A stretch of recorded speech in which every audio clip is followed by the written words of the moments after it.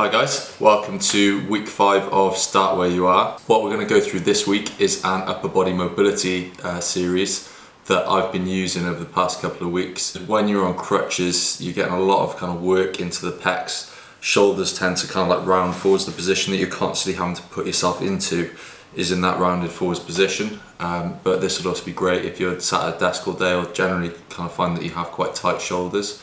So we're going to run through that, and then also just go through kind of like rehab and normal training that I've been doing this week as well. So mobility wise, this sequence is kind of focused around the upper body, looking at just warming up those areas, increasing range and kind of like loosening off areas that are kind of getting tight or brought forwards by the positions that I've been in, and then just a little bit of work into the upper back just to kind of like stabilize that range and work the muscles in the upper back to bring a bit more balance to the posture. Ordinarily, I would work through full body mobility, working joint by joint through the body, but for now, obviously, this is what I've been able to do with my knee, and also it's kind of helped to alleviate too much tightness through the upper body whilst I've been on crutches. But this would also be great if you're sat at a desk all day or tend to find that your shoulders hunch around here, or you get very tight through the internal rotators.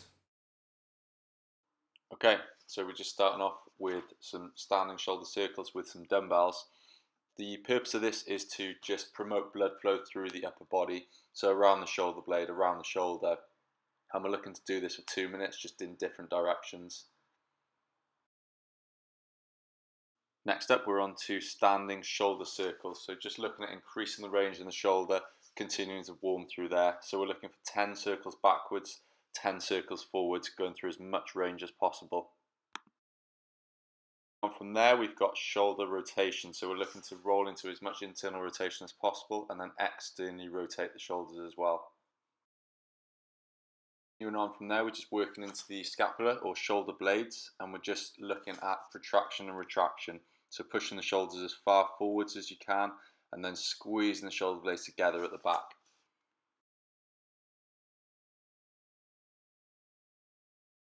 From the scap, we're moving down into the spine, so we're focusing particularly on the thoracic spine here, just looking at flexing through and hollowing through the chest as much as possible, and then lifting the chest and extending through the upper back as much as possible. So we're just going through reps up and down through there, and then into rotations. So we're looking at going side to side and forwards and backwards at the same time here.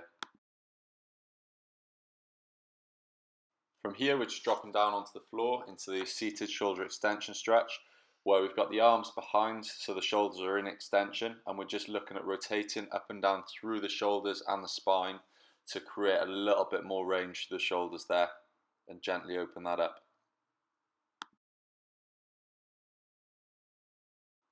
From here, we're down onto the front into the prone shoulder stretches. So we're just looking at opening up through the front of the shoulder. The first stretch is with the arm out straight, so we're looking mostly at the anterior delt, the front of the shoulder. But from there, we're going to move into a bent arm stretch, which goes into the pecs a little bit more. So this one, particularly being on crutches, is quite an important one. And then last but not least, after this, we're going arm straight but overhead, which stretches a little bit more into the bicep, which is a really important stretch if you're doing any ring work.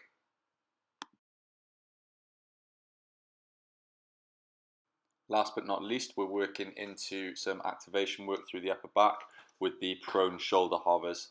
So we're just looking at activating all the muscles in the upper back and between the shoulder blades, the rhomboids, the traps, the delts to a certain extent, and just solidify that range that we've just opened up. This is obviously just a really quick run through, but it's a really nice way to warm up the upper body, particularly if you've been sat down or, for example, on crutches for a long period of time. So it's a really nice way to warm up before going into your training session.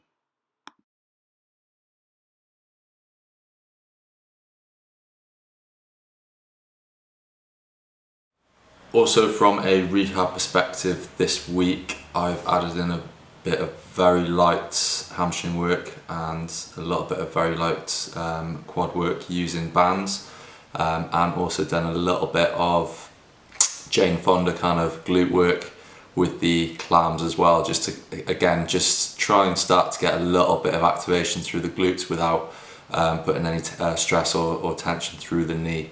Definitely found that I've been a little bit more mobile, feeling like I'm able to put a little bit of weight through the knee, although I'm not sort of pushing that. I've managed to get in and have a massage, which has just helped to promote a little bit of blood flow, get rid of some of the swelling in the lower leg, which I get sort of quite a lot of swelling around the ankle and calf, and also just work into the hamstring a little bit, which has been really nice. So my knee was feeling really good after that. I also managed to get down to the swimming pool and have a walk in the swimming pool, which is obviously load, but a lot lighter than kind of like full load, and that actually felt really good to do that. So I'm going to try and do that again over the next week before I get the brace off. All in all, looking back over the past couple of weeks, it's really nice to see the gradual progression and see how much easier the knee is actually feeling day to day and week to week. And it's really nice to actually look back over that and see the progress. So it's a good reason to document your progress as you're going through. From a training perspective, this week's not been too dissimilar to the week before, although I've just increased the intensity and volume a little bit more on the previous week.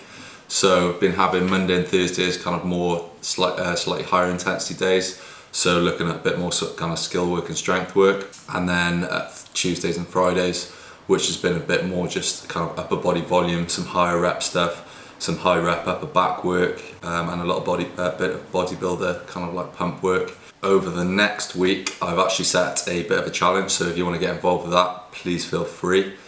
Basically, just looking at doing as many reps of chin-ups over the next week as you can. So it's going to be total reps over 7 days, and then just average that to see how many you actually average per day. And this is perfect whether you're sort of starting to build into doing chin-ups or quite good at them already, because if you're not very good, this is a method called greasing the groove, so it's actually really good for helping build that skill, build that capability, but in sub-maximal sets, so you never really go into failure with that.